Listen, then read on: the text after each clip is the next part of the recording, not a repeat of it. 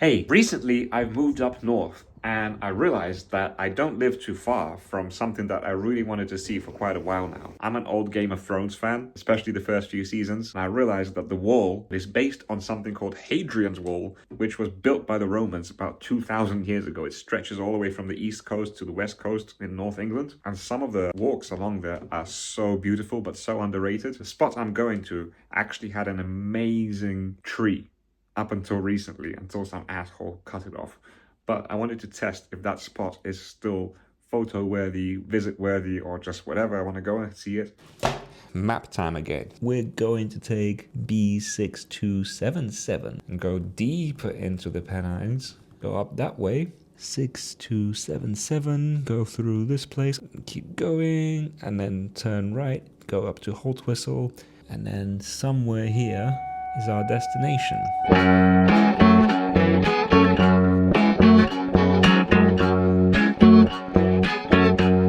We've been driving since sunrise. I got up super early just to catch sunrise. We've got about another hour through this terrific, amazing landscape called the North Pennines, driving north towards Scotland.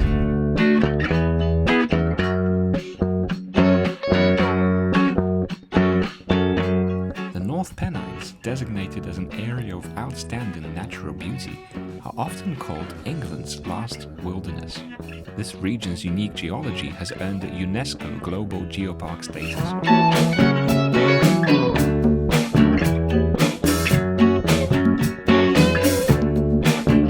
Looks like it's going to be a perfect day. I can only hear the birds right now. It's not windy. The sky is super blue. The temperature is good. I'm driving here and this landscape looks like another planet. What more could I ask for? And maybe I can ask it to be a little bit less perfect because I'm trying to get somewhere, but I just can't help myself but stop.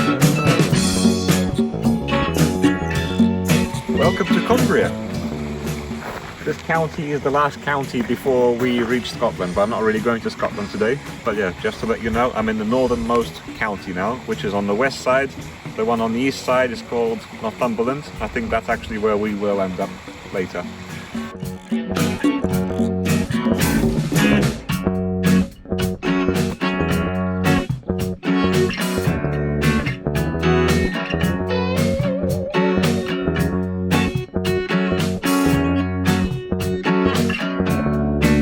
This is an interesting spot. It reminds me of a scene from the Simpsons movie where everyone from the church ran out and went straight to the pub, and everyone from the pub ran out and went straight to the church when they thought it was the end of the world. Yeah, they're right next to each other. Alston is one of England's highest market towns, sitting nearly 1,000 feet above sea level. It was once a busy lead mining town, with people coming and going by railway. Now it's just a quiet little place tucked in the hills, where old houses lean into the roads and life seems to move at its own pace. These little details make a place feel alive, a row of houses that probably still have their original fireplaces. Alston isn't just old, it wears its history proudly. Northumberland, England's border country. We finally made it here. We're almost out of the Pennines. Originally, this journey was supposed to be an hour and a half, according to Google.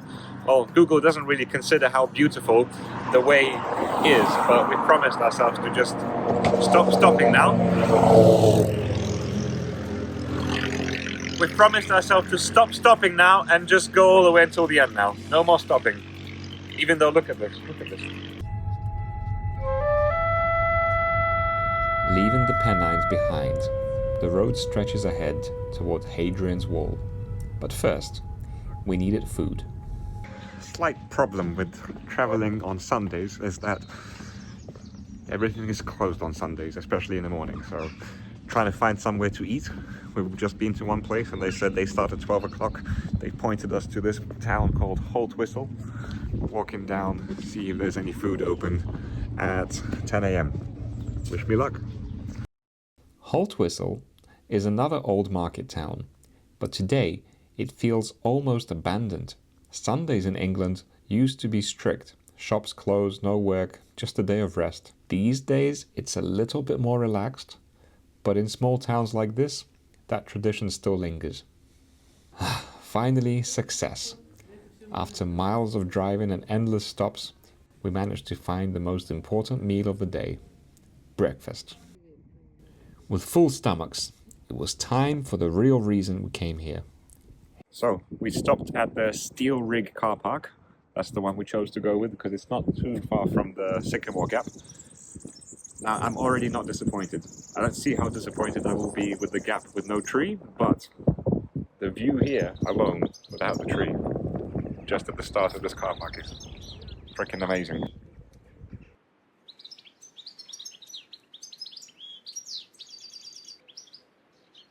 Whew. Quite a steep trek up this massive rock. I like it. I like a small challenge.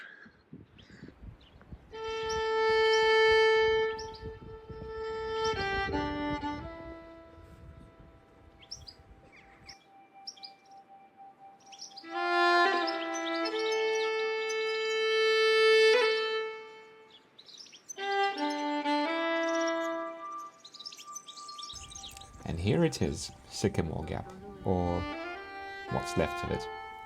This tree stood here for nearly 2,000 years, long before Game of Thrones.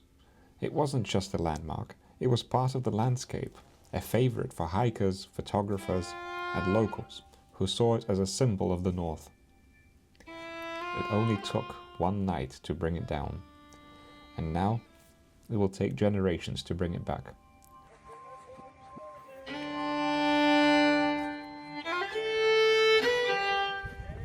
So, this is the wall.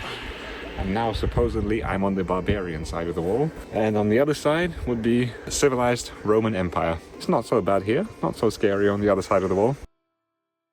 It may not be as tall or as scary looking as Game of Thrones version, but Hadrian's Wall is real.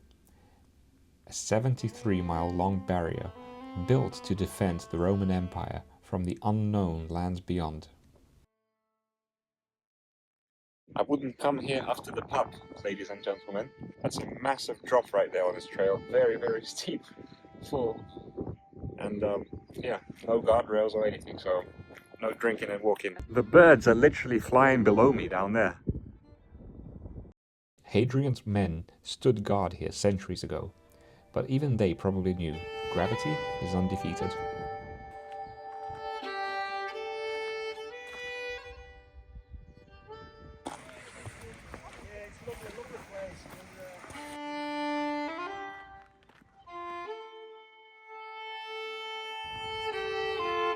Hadrian's Wall was built to keep people out, but my next stop, a place designed to welcome anyone who finds it. Earlier, while scrolling through Google Maps, I found something unexpected. A Buddhist retreat, hidden deep in the hills. No big signs, no tourism hype, just a quiet place that's been here for decades. So, let's go see what it's all about. I have no idea what to expect. Will it be open? Will they even let us in? Or will there just be another quiet place on the map that looks interesting?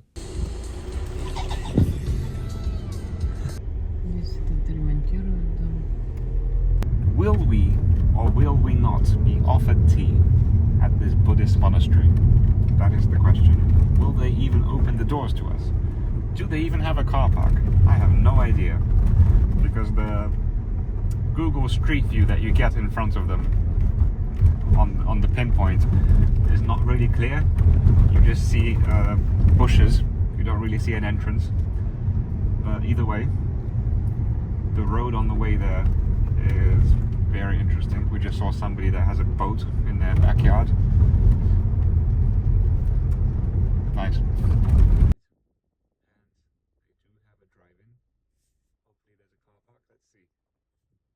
Pulling up to the monastery, I wasn't sure if we'd even find anyone here. It was completely silent, no signs, no movement. Just a small reception, empty when I stepped inside. But a kind monk did find us, and what I expected to be just a quick look around turned into something else. This place is like another world, so far removed from anything outside. I didn't expect to actually meet people who choose to become monks, and live in a monastery full time in present-day England. But they do.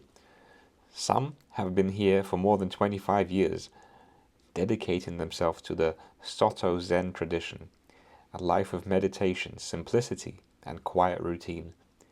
Every month, visitors come to stay and join them in this way of life, even if just for a little while. I feel like some people could really benefit from a retreat like this. Even I'm curious.